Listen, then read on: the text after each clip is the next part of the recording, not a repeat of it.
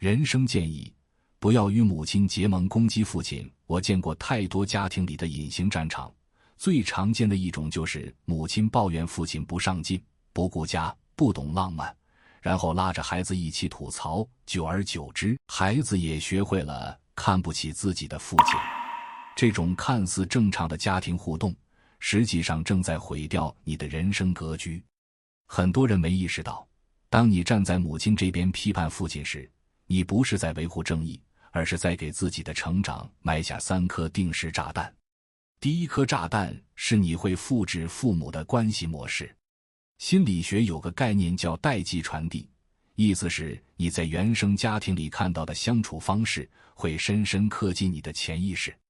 当你习惯了和母亲一起批判父亲，你未来的亲密关系里，要么你会成为那个被批判的人，要么你会成为那个拉着孩子批判伴侣的人。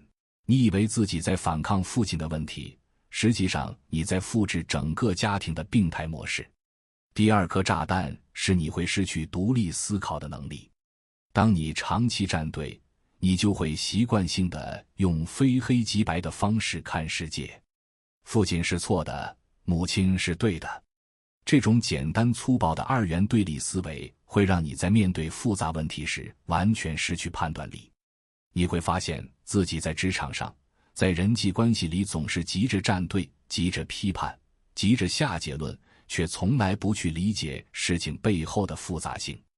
第3颗炸弹是你会永远活在受害者心态里。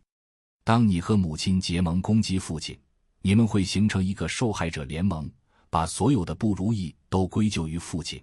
家里穷是因为父亲不努力，家里冷清是因为父亲不顾家，你没出息也是因为父亲没给你好的教育环境。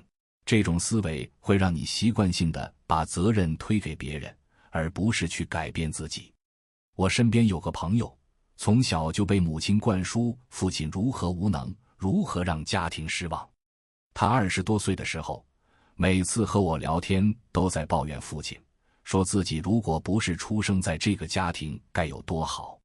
结果呢，他30岁还在家里啃老，换了78份工作都做不成，谈了几段恋爱都以分手告终。直到有一天，他发现自己身上最讨厌的那些特质，恰恰就是他母亲一直批判父亲的那些东西。逃避责任，怨天尤人，缺乏行动力。他花了整整3年时间才走出来。他做的第一件事就是停止和母亲一起批判父亲。他开始试着理解父亲，理解一个普通男人在那个年代的局限性和无奈。他发现，当他不再把父亲当成敌人，他自己的人生也开始松绑了。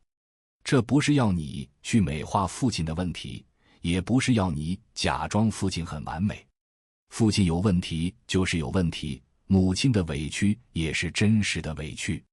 但关键在于你要跳出这个战场，你要看到的是2个不完美的人在努力经营一段不完美的关系，而不是一场正义与邪恶的战争。当你不再站队，你会发现一个全新的视角，你会看到父亲的局限背后可能是他自己成长环境的缺失，你会看到母亲的抱怨背后可能是他自己没有实现的人生期待。你开始理解，成年人的世界没有绝对的对错，只有不同处境下的不同选择。这种理解不会让你变得软弱，反而会让你变得强大。因为你不再需要通过批判父母来证明自己，你可以独立地去构建自己的人生观和价值观。真正的成长是什么？是你能够站在一个更高的维度去看待父母的关系，去看待原生家庭对你的影响，然后选择性地继承优点，主动地修正缺陷，而不是被动地站在某一方，变成家庭战争里的炮灰。所以，如果你发现自己正在和母亲结盟，攻击父亲，停下来，跳出来重新审视这个局。你要做的不是当法官，而是当自己人生的建筑师。父母的问题是他们的课题，你的人生是你的课题，不要让他们未完成的功课成为你前进路上的负担。从今天起，不站队，不批判，独立思考，独立成长。你的人生不需要在父母的战场上找答案，你的答案在你自己手里。